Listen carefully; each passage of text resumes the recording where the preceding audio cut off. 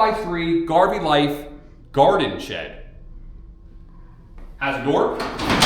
Door opens up because it's a door. You can go inside or you can come outside.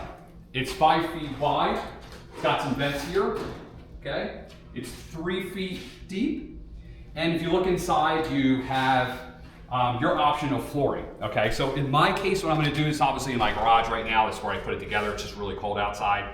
But it's very light, so I'll be able to move this to wherever I want it in my yard. And if I ever want to relocate it, I can. But what I'm going to do is I'm going to put a rock patio down and I'm going to put this on top of it. Okay.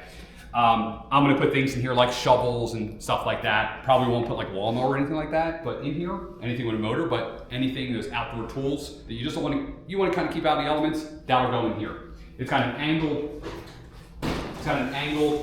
roof here, right? This will basically keep all the rainwater and everything off. And I'm just going to put this actually in the back of my other shed. So, yeah, that's it. That's the 5x3 shed. Make sure you wear gloves when you put it together.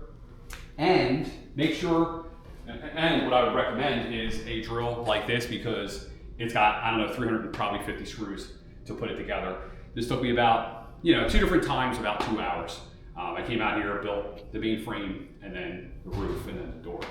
So, yeah, all together, nice metal, Garvey Life shed. I'm Mike, and I'm out.